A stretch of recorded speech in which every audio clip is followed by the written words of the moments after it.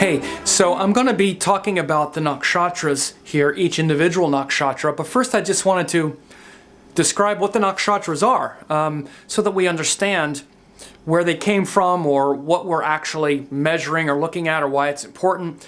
The Nakshatras are really very much related to the moon because they approximate the daily mean motion of the moon. The reason there are 27 of them, or 28, is because it takes the moon 27 to 28 days to go around the Earth.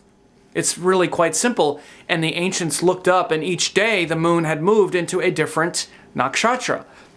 So these nakshatras are where the moon moves each day.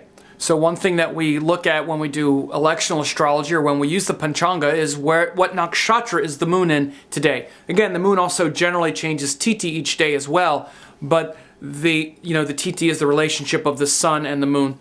But where the moon has gone relative to the ecliptic and the stars along the ecliptic, these are the nakshatras. They're the different star groups. Some are actual stars, others are just different sections of the sky that exist along the ecliptic. Sometimes people say, well, how come Sirius isn't one of the nakshatras, or Orion, one of the constellations? Well, because they don't exist along the ecliptic. The ecliptic is the band of stars and constellations that the planets travel as they go around the sun. All the planets are in orbit around the sun in a very tight orbit. And that's what we see. All the planets, they don't just kind of go anywhere. They go around the sun in a very narrow plane. And the constellations that exist along that plane is called the ecliptic. And so each day the moon moves 13 degrees, 20 minutes along the ecliptic, and sometimes it goes right into some of the nakshatras are actual stars, like the nakshatra Ardra is called Betelgeuse, and Rohini is called Aldebaran, and that's in Western astronomy, and Magha is called Regulus, but others are just sections of constellations and sections of sky. So it approximates the daily motion of the moon, and the nakshatras are connected to different deities, mainly from the Rig Veda. Deities like Agni and Soma and Varuna and Ahibudnya and Indra. And this is where those energies occupy the sky.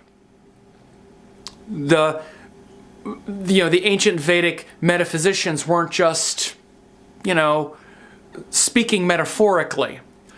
They were actually talking about the celestial energy in the sky. Indra is a symbol of Jyeshta Nakshatra.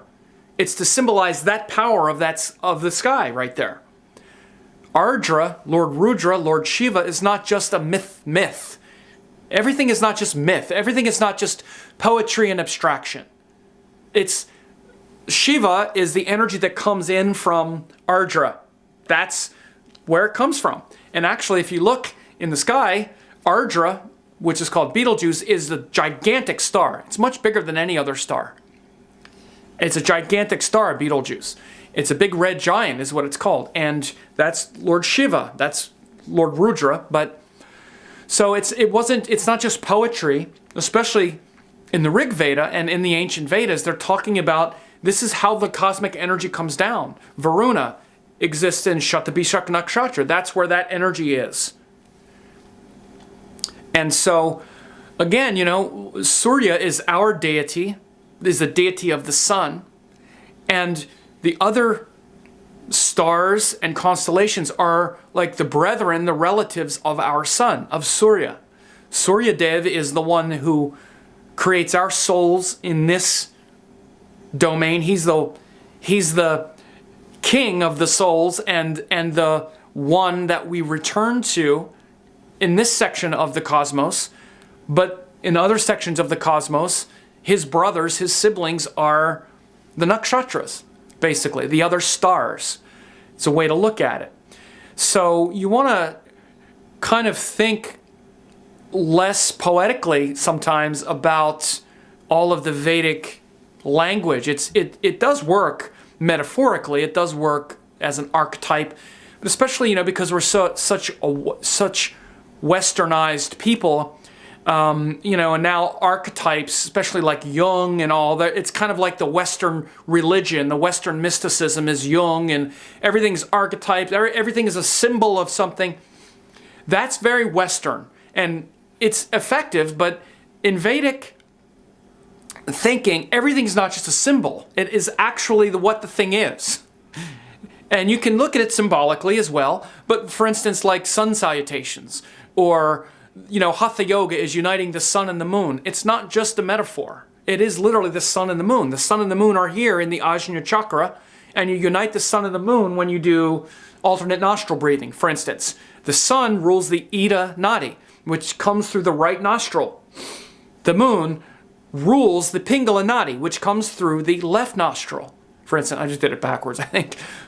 It's not just poetry. That's actually where their energy channels run. That's why the sun and moon, they're not just archetypal, the lights. Again, in Western astrology, for instance, it's like an archetype. The sun is the masculine archetype, moon's masculine, is the feminine archetype. Well, it exists as an archetype if you want. Archetype is just a sort of symbol that the mind uses. But things are not just about human archetypes.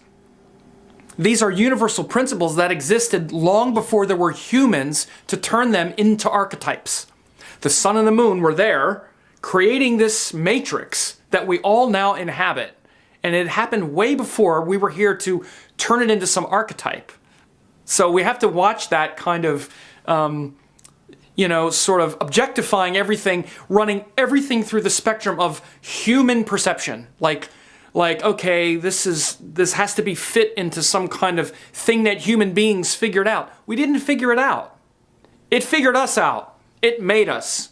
And so when we look at things like nakshatras, or really anything, any of the planets, signs, houses, nakshatras, they work symbolically, but if you really want to understand it, take a wild leap and say that these are actually the forces that create things. Yes, something has created it all. We didn't create it. Maybe it was the cosmos. Duh, like that's all that exists. Maybe that's what created everything. Gee, what a concept. So when you think about planets and signs, houses, nakshatras, or whatever, you can think about that. And so when we're talking about the nakshatras, this is actually the celestial nature, like the celestial deities that inhabit the cosmos.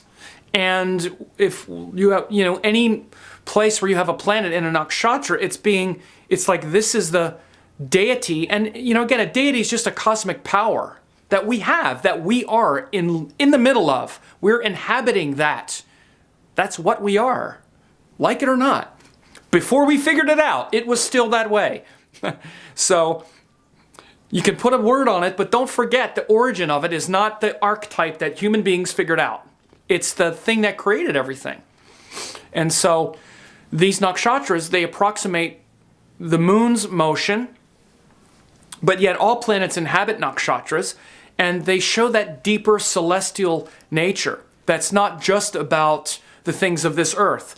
Because literally the planets, they rule the domains like the compounds of the earth. When you look into the real technical aspects of Vedic astrology, you see that Mars rules fire, Venus rules water, and then the planets also rule different signs, which have to do with elements and different body parts and things that are like mechanical here on Earth. All the planets rule that stuff. Nakshatras they are actually related to those things as well, but it's more metaphysical. It's the celestial nature. It's the stars. It's not the solar system. So that celestial cosmic nature and your connection to the different deities and different powers come through the nakshatras. It's very deep primal medicine.